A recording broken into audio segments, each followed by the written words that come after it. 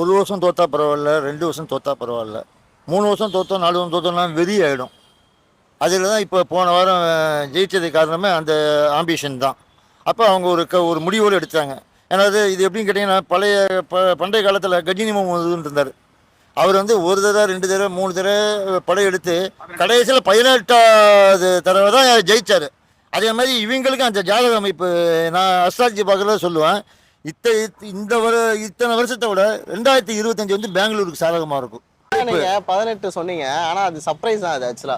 ஏன்னா வந்து Virat Kohli Jersey number வந்து 18. இன்னொன்னு என்னன்னு பாத்தீங்கன்னா, அவங்க விளையாடுற டோட்டல் சீசன்ல வந்து 18வது சீசன் இது. சோ எல்லாரும் சொல்றது என்னன்னா 18வது சீசன் 16வது சீசன் வின் பண்ணுவாங்க. ஆனா நான் உங்ககிட்ட சொல்லல, நீங்களா சொல்லுங்க. அதான் 18ங்கறீங்க. இந்த 18 கூட்டினா என்ன வருது? 9. 9ங்கிறது வந்து உடனே ஜெயிக்கக்கூடிய ஜாதகம் இல்லை, நம்பர் கிடையாது. அந்த நம்பரில் பிறந்தவங்களா இருந்தாலும் சரி, அந்த விளையாட்டுக்கோ ஏதோ ஒரு தேதி வச்சாலும் சரி, இல்லை அந்த நபரை அந்த வருஷம் இத்தனை வருஷம் அவங்க ஒர்க் பண்ணதை கால்குலேட் பண்ணி பார்த்தீங்கன்னா 9ஆம் நம்பர்னு வருது.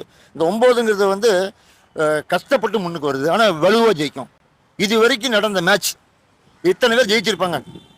இவங்க இந்த 18 வருஷத்து வெறிய காமிச்சு இது வரைக்கும் இல்லாத ரெக்கார்டு பிரேக் பண்ணுறாங்க. அதில் வந்து வாய்ப்பு 100% உண்டு. பெங்களூருக்கு இந்த ட்ரிப்பு ஜெயிக்கிறதுக்கு வாய்ப்பு இல்லை, ஜெயிச்சாச்சுன்னு சொல்லுவேன். ரெக்கார்டுன்னு சொல்லிட்டேன், இது வரைக்கும் இல்லாத ரெக்கார்டுல இவங்க ஜெயிக்க உடைக்கிறாங்க. ஸோ அவங்களுக்கு தோல்வியே இல்லை இதுக்கப்புறம் எல்லாம் கண்டிப்பாக இது ஸ்டார்ட் ஆயிடுச்சு. 9 வந்து முதல்ல ஸ்டார்ட் பண்ணுறது தான் கஷ்டம். இப்போ இந்த வருஷத்துல ஆரம்பிச்சிட்டாங்க. வருஷம் இவங்க விளையாட இனிமேல் ஜெயிப்பு தான் அவங்களுக்கு. அந்த இது 100% நான் உத்தரவாதம் கொடுப்பேன். ஓகே. ஆனால் மற்ற டீம்களும் பார்த்தீங்கன்னா இப்போ Mumbai Indians, SRH Sunrisers Hyderabad, Chennai super கிங்ஸாக ரொம்ப வெயிட்டான குஜராத் டைட்டன்ஸ் எப்போதும் ஒருத்தர் வந்து கோடீஸ்வரன் இருக்க முடியாதுல்ல. கரெக்ட். அதே மாதிரி ரோட்ல இருக்கிறவன் ஒரு நாளைக்கு மேலே வரணும்ல, வரணும்ல. அதே தான் லைஃப்ல மாதிரி தான் விளையாட்டும். ஒரே ஒருத்தன் ஜெயிச்சுட்டே இருந்தால் அது சுவாரஸ்யமே இல்லை. கஷ்டப்பட்டவனும் ஜெயிக்கணுங்க. ஜெயிக்கிறவன் ஜெயிக்கிட்டோம், அது பெருமை கிடையாது. கஷ்டப்பட்டு விளையாடி ஜெயிக்கிறான்ல, அதுதான் பெருமை. ஏன் இந்த தடவை இத்தனை வருஷம் நம்ம ஒத்தத்தோடும் ஜெயிச்சிங்கல்ல, அப்போ அவனுக்கு எவ்வளோ கஷ்டமாக இருந்திருக்கும். அந்த டீமுக்கு, அந்த டீம் லீடர் எவ்வளோ கஷ்டப்பட்டிருப்பான், எவ்வளோ வருத்தப்பட்டிருப்பாங்க.